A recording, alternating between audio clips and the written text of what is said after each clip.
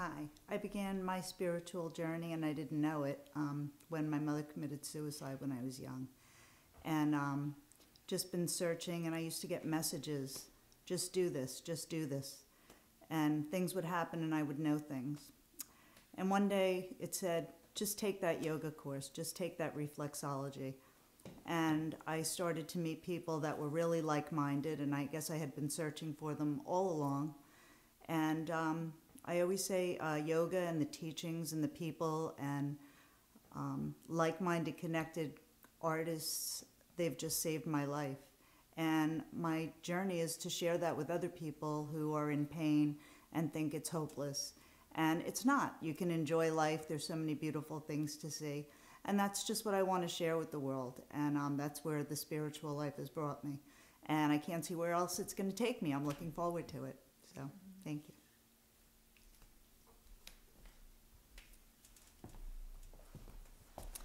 Hello. When I was a little girl, I wasn't treated very well. And I used to lay in bed at night and I used to look up to heaven and I used to say, you know, somebody made a mistake. These people here don't appreciate me and somebody better do something. And one night, someone came. And the next night, someone came. And were they angels, Mother Mary? I don't know.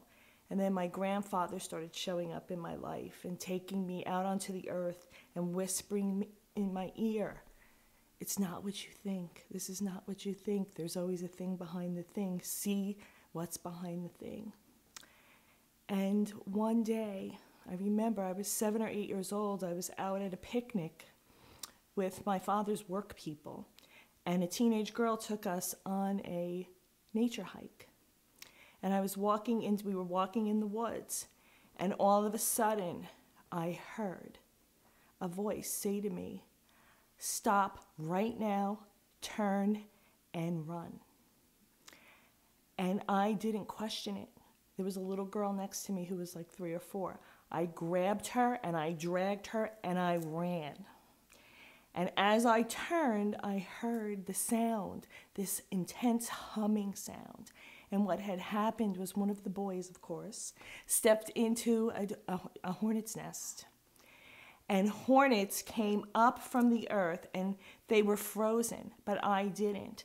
And there's people over the years would say, you know, why didn't you try to help? Well, first of all, I was 7, and second of all, what could I have done?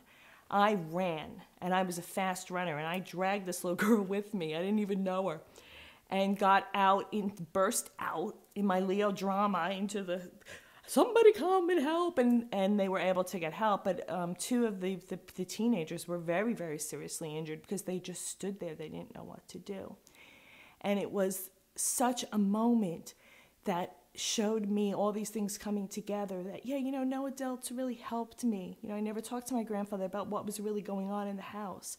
But what I had was the ability to help myself.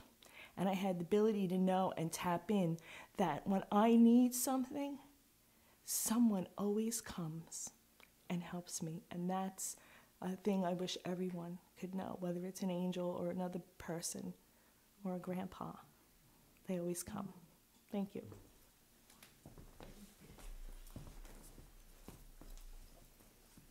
Hi. Well, I'm a slow learner. It took me 3 events over about 3 weeks to really have a significant impact on my spiritual life. My dad, who was 100 at the time, had lived with me for 9 years. And he was dying. It was very clear he was dying. He knew he was dying. The first thing was, we had a whiteboard. And when we'd ask Dad, how are you doing? He would say, all is well. So one of his caregivers wrote on the whiteboard, all is well, with a question mark. And Dad reached over and he erased the question mark. And then he leaned over again and he put an exclamation point. That all is well. And he got a little bit better, and I went down to Charleston with my husband for a short trip. My sister stayed with my dad to see how, and I knew she would call if Dad took a turn. We got there on a Saturday. The following Tuesday, Rosemary called and said, Dad's not eating. So Tuesday night, it was late. Bruce said, whatever you want to do, Margaret. So it was clear we needed to leave. And dawn the next morning, we're walking on the beach, and I'm turning to Bruce to say, Bruce, you know, the ocean will always be here. And I looked down, and there was an intact sand dollar at my feet, on a beach that never had any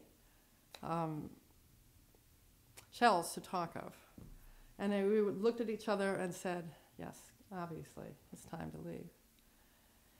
Got home, and about 2 days later, Dad was still alive, and I'm sitting next to him. And I'm leaning over him, and he takes my head in his hands, and he just beams pure love at me for forever. And it was powerful, it was beautiful, and it was everlasting. And it changed my life. And I was very lucky. Thank you.